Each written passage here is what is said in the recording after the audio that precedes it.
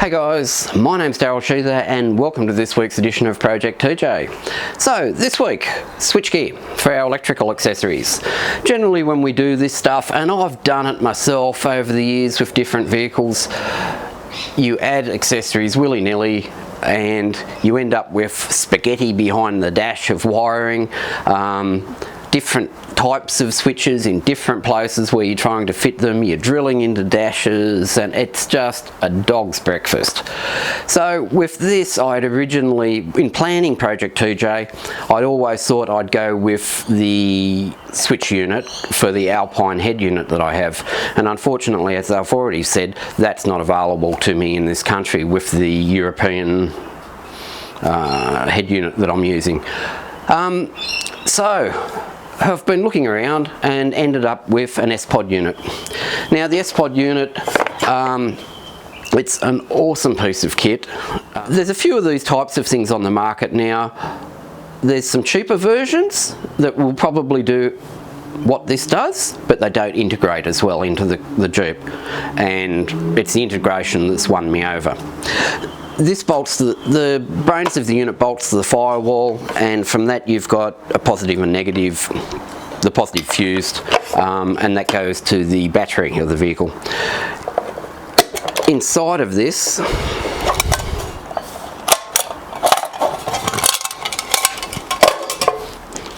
we've got 6 relays and 6 fuses.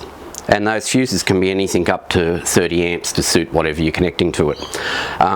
Each one of these is a switch in the vehicle. When we're attaching our accessories, we run the accessory to this, and you attach your power and your negative to each switch in this unit. So you can see you're saving a lot of hassle for yourself and making your wiring very tidy within the vehicle.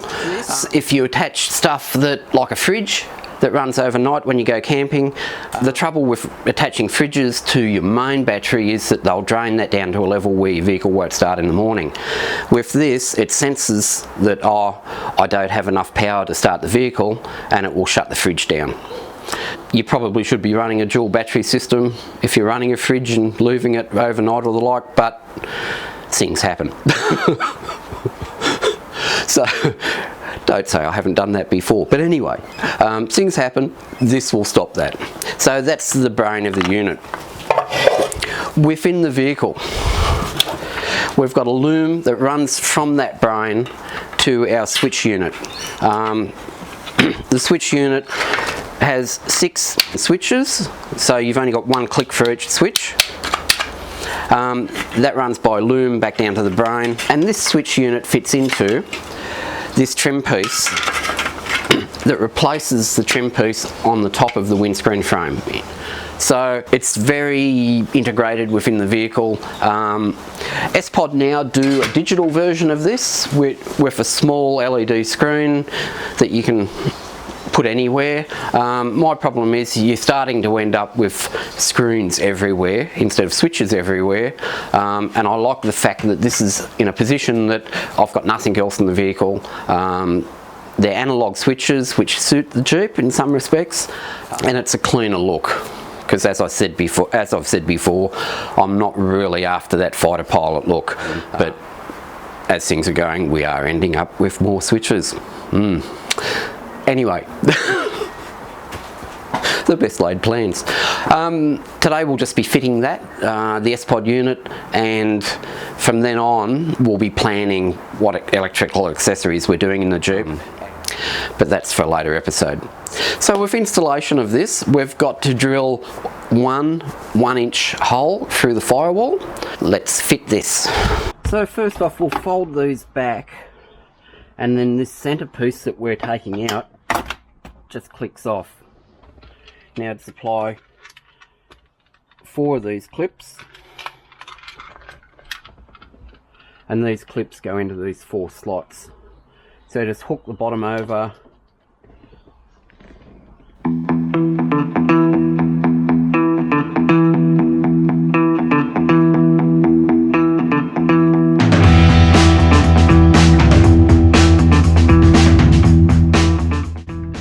screws up to them and hand tighten them.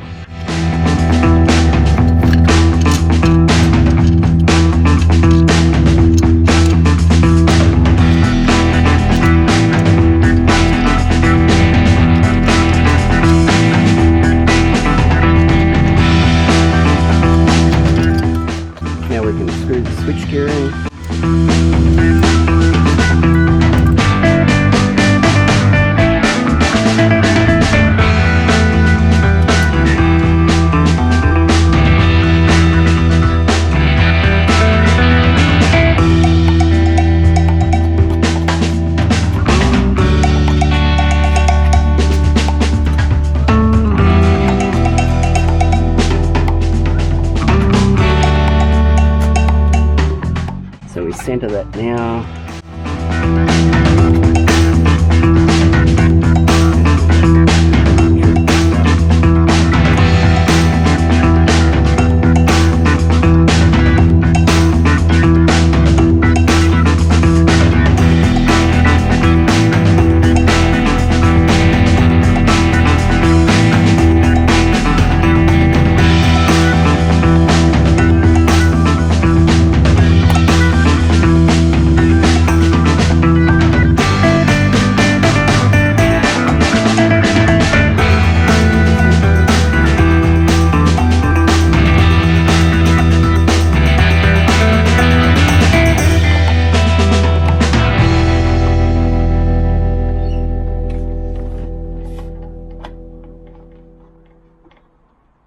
Take off the sun visor and these 3 screws on the right hand side. Now whilst we're taking these screws off, we don't have to take off the trim piece completely.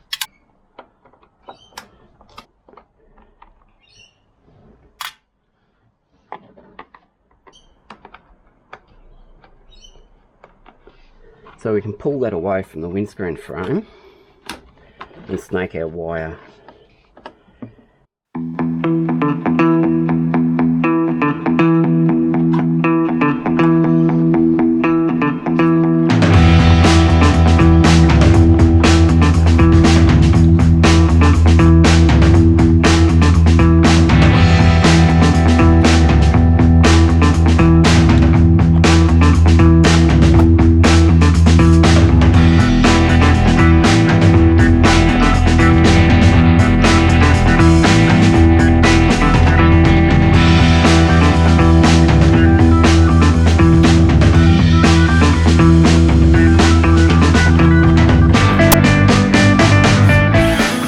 So after drilling the hole on the firewall, running the cable through and fitting the grommet, we're now finished within the cab of the vehicle.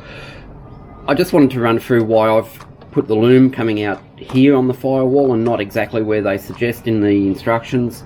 The instructions are for left-hand drive vehicles. It's lower in the vehicle and more centered on the firewall. However, I've got pedals in the way, so can't do it. I could have run the cable down the left-hand side of the vehicle, but I was concerned about length of loom. So running it up here where we've got the other loom coming out and the accelerator cable, it's a place where there's not a lot of tension on the firewall. The firewall isn't going to flex or anything. We're surrounded on 2 sides by the body. It's a fairly good place to have the loom coming out. So onwards. So you'll need a 15mm socket for these nuts, these bolts I mean.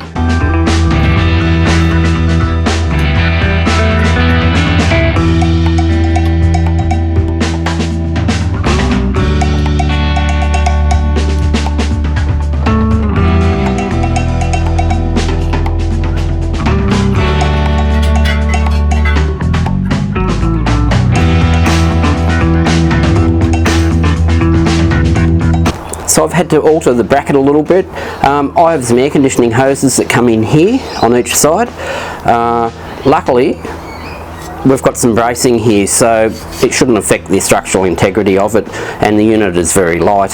So I've trimmed those, repainted it, and now it's time to fit them.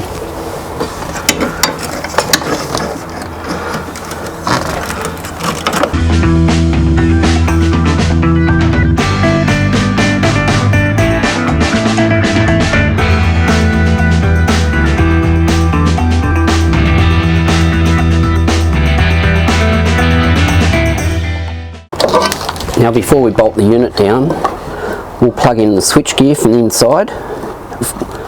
So we feed the connector up through the hole and that snaps in.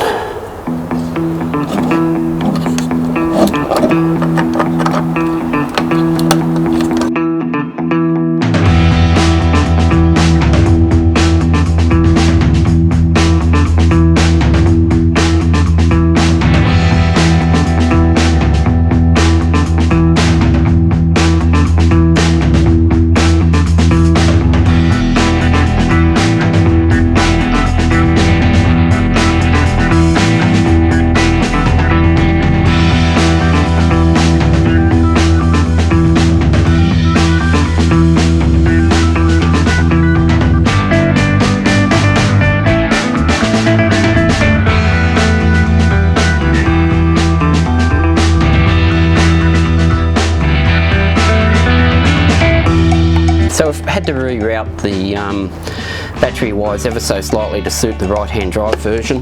The positive will snake across fine. The negative wouldn't, however, and I've had to snake that across the front of the unit, down through the rubber seal, and it will come across and follow the loom across. So that's all good. So the joys of owning a right-hand drive vehicle. If the positive and negative to the battery lines were slightly longer, so if you see this Spod, the right-hand drive just needs slightly longer lines and a small alteration to the bracket, and that's it, bolt straight up. So we just need to bolt this up now to the battery.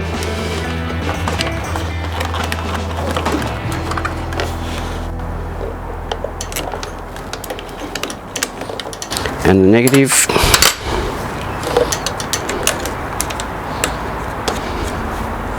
That's basically the installation finished. I just need to cable tie these up, and all that's left to do is install the cover.